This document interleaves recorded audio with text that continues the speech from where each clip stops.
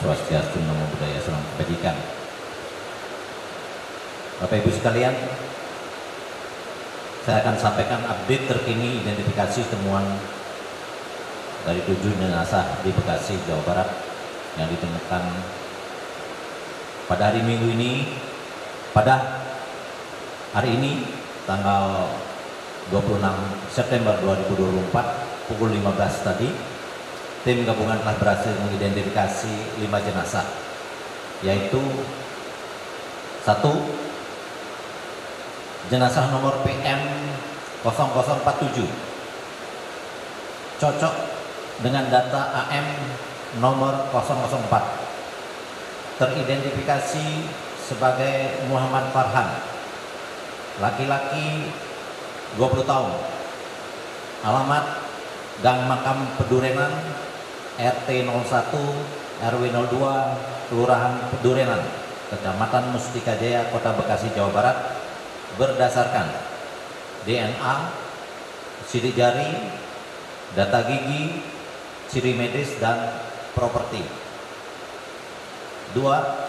Jenazah nomor PM 0043 cocok dengan data AM nomor 003, teridentifikasi sebagai Rizky Ramadan, laki-laki 15 tahun, dengan alamat Ciketing Selatan, RT 002 RW 07, Kelurahan Ciketing Udik, Kecamatan Bantar Gebang, Kota Bekasi, Jawa Barat, berdasarkan DNA, data gigi, ciri medis, dan properti.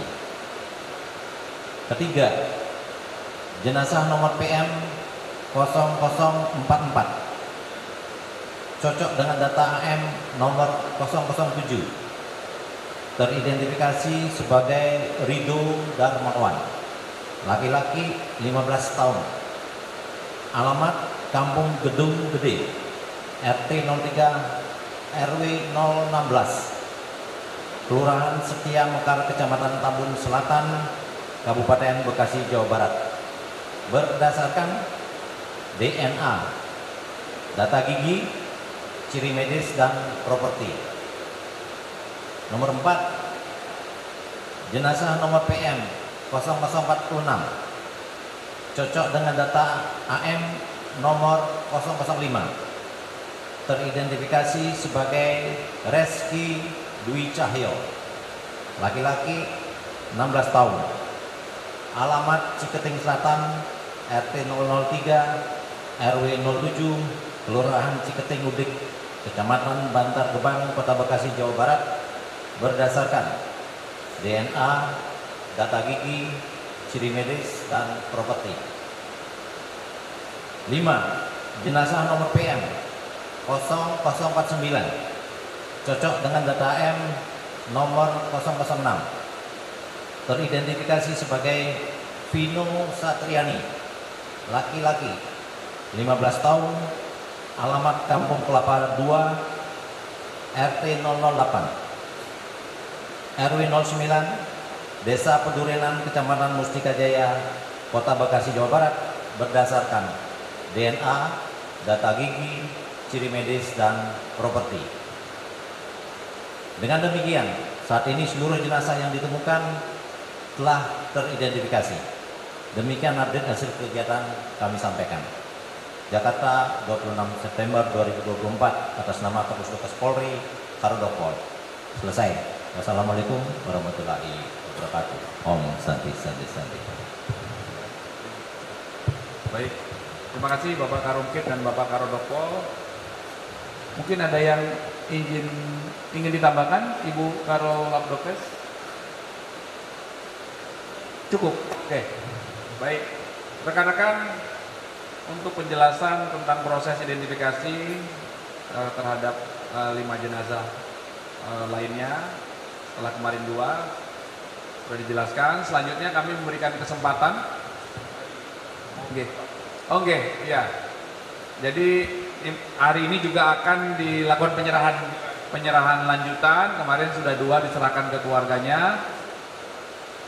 Setelah ini akan diserahkan juga langsung kepada keluarga yang akan mengambil jenazah ya. Nanti rekan-rekan silakan bisa meliput juga. Kemudian untuk melakukan pendalaman silakan, kami persilakan untuk rekan-rekan yang ingin bertanya. Ya, dari kanan, silakan Mas. Selamat siang Pak, saya Agung Happy dari CNN TV. Satu pertanyaan aja Pak, apakah ada ditemukan luka-luka di luar luka tenggelam dan di luar luka jatuh? Mohon disampaikan ke kami apakah ada, kalau ada kira-kira penyebabnya apa? Terima kasih. Ya, terima kasih Mas. Satu-satu ya. Oke. Terima kasih. Ini pertanyaan kemarin juga sudah ditanyakan. Jadi kami jelaskan kembali bahwa dari hasil pemeriksaan tidak ditemukan bukti adanya luka-luka ataupun patah. Demikian. Ya. Oke. Jelas ya Mas ya? Oke Mbak, silakan. Selamat sore Pak, Lia dari IDN Times. Mungkin bisa dijelaskan apakah sudah diketahui penyebab kematian, begitu apakah karena tenggelam ataukah karena ada lumpur di paru-paru atau apa secara teknisnya begitu, dan mungkin bisa dijelaskan kenapa mungkin keluarga tidak bisa melihat jenazah gitu ya, agar bisa dijelaskan pada kami. Terima kasih. Silakan. Oke. Untuk saat ini proses sebagaimana yang saya sampaikan 2 hari yang lalu. Tes.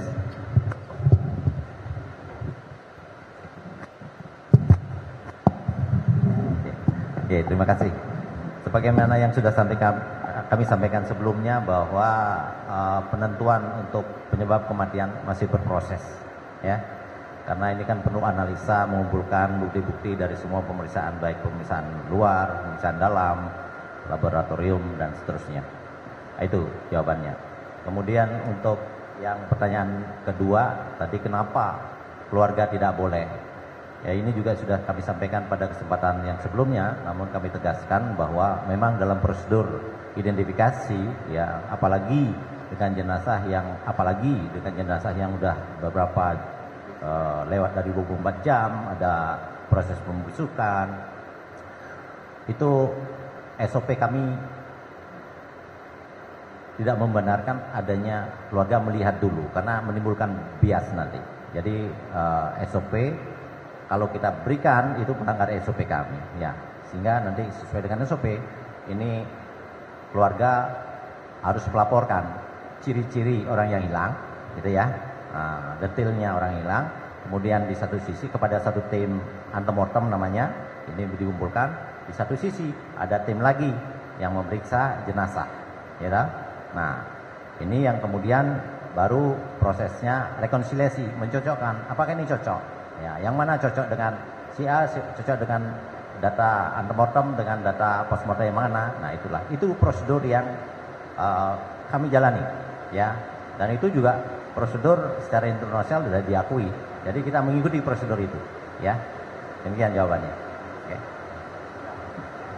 Ada lagi Mbak? Ya, silakan Mbak. Sore Bapak-Bapak, Ibu-Ibu, saya Tasya dari Metro. Ini mau nanya, kemarin kan ada 9 personel patroli perintis yang sudah diperiksa dan sudah menjalankan tugasnya kembali. Mungkin Pak Ade boleh dijelaskan ke rekan-rekan hasil pemeriksaan dari ke-9 petugas polisi tersebut seperti apa, dan apakah ada ditemukan kesalahan SOP saat menjalankan tugas patroli, dan memang waktu itu mungkin boleh dijelaskan patroli presisi pada Sabtu dini hari sebenarnya seperti apa Pak tugasnya. Terima kasih Bapak-Bapak. Maaf ya, tadi saya bicara kepada saya. Iya tadi. Oke. Bapak, ini kan kemarin 9 tugas patroli sudah diperiksa dan sudah menjalankan tugasnya kembali. Mungkin boleh dijelaskan hasil pemeriksaan kepada 9 petugas patroli tersebut seperti apa? Apakah ada kesalahan SOP saat menjalankan tugas patroli presisi? Terus mungkin boleh ditegaskan ada pada patroli presisi kemarin Sabtu dini hari sebenarnya seperti apa? Terima kasih.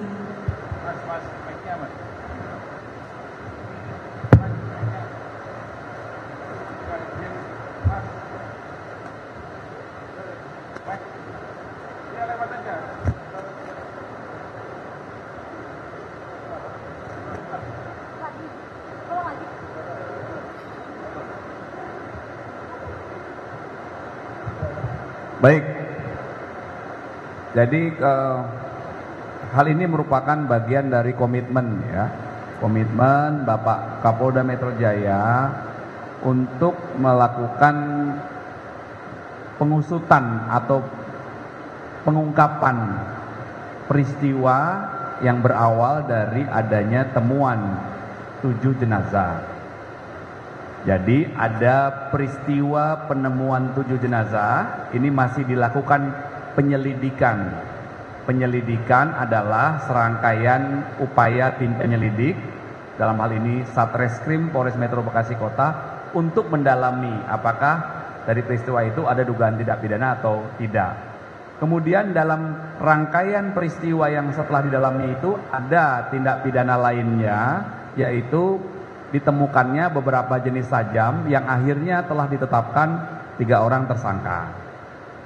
Di sisi lain, secara internal itu juga dilakukan pendalaman terhadap petugas dari tim patroli perintis presisi Polres Metro Bekasi Kota yang melaksanakan kewajiban atau bertugas melaksanakan patroli. Inilah yang masih dalami ya. Sehingga Polda Metro Jaya melibatkan Bid Propam dan juga berkomunikasi dengan Kompolnas. Kemarin juga kita sudah sama-sama mengetahui 2 hari yang lalu tim dari Komisi 3 juga hadir. Sampai dengan saat ini update-nya ada 17 anggota Polri yang dilakukan pengambilan keterangan oleh Bid Propam Polda Metro Jaya. Kemudian ada 10 saksi lainnya yang diduga mengetahui, mengalami dan bagian dari orang-orang yang diamankan, itu juga dilakukan pemeriksaan. Mohon waktu, ini masih berproses, dan sekali lagi ini merupakan bentuk komitmen Bapak Kapolda Metro Jaya untuk membuat terang, transparan agar nanti hasilnya bisa dipertanggungjawabkan ya. Jadi mohon waktu Mbak ya. Itu jawaban dari kami. Terima kasih. Silakan Mas.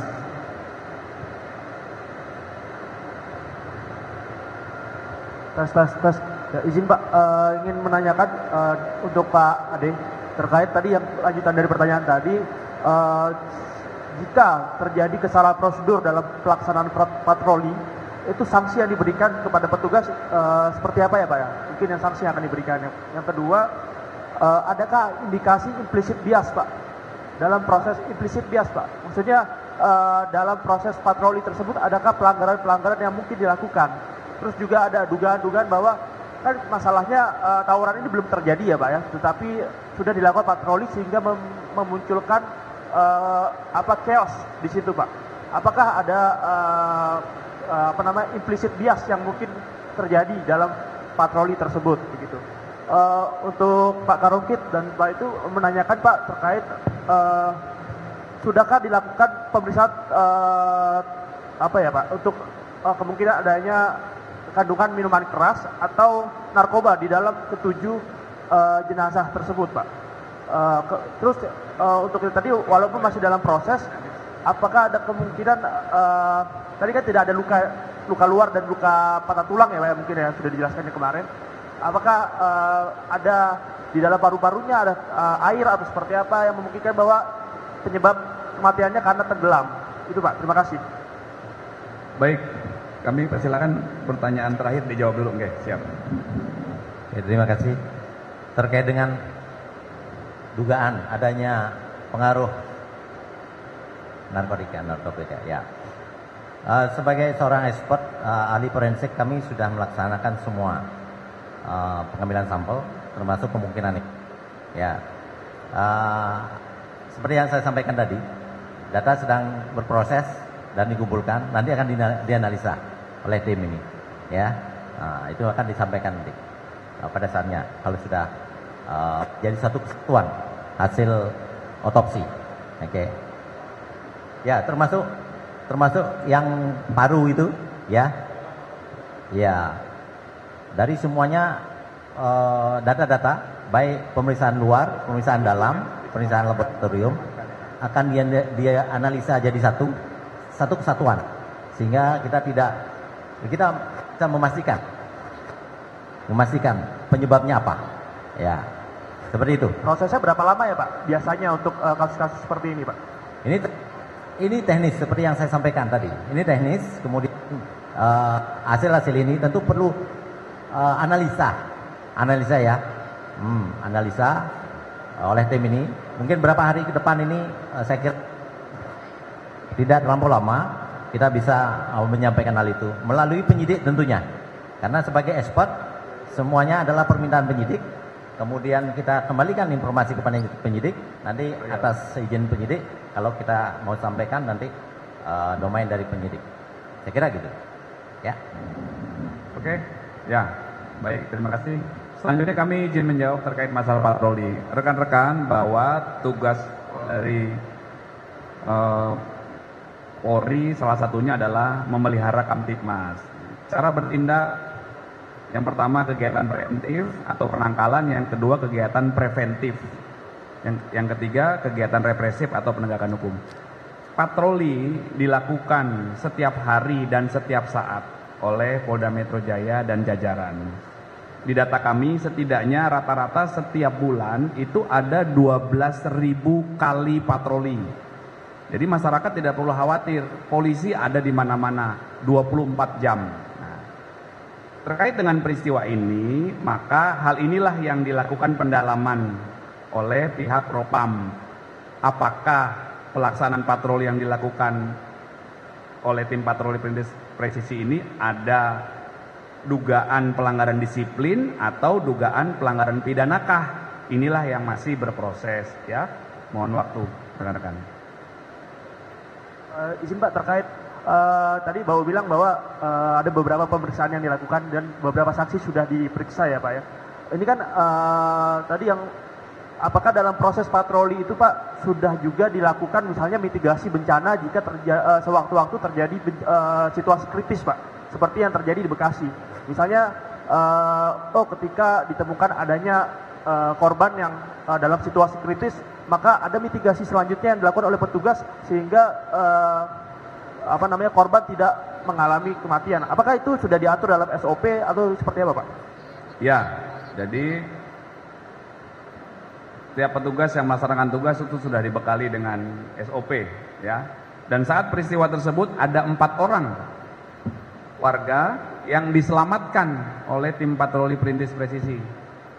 Saat proses mendatangi lokasi, kemudian beberapa orang yang di lokasi ada yang berlari ke arah sini, ada yang ke arah sana, dan ada yang ke sungai.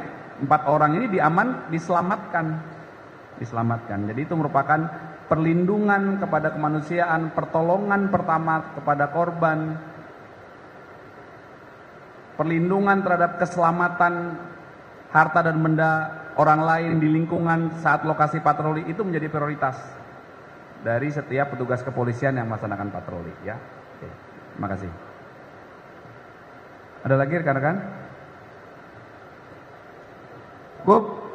Baik, terima kasih. Selanjutnya kita bergeser ke sebelah untuk melakukan prosesi penyerahan atau pengembalian jenazah ke keluarganya ya rekan-rekan. Terima kasih. Assalamualaikum warahmatullahi wabarakatuh.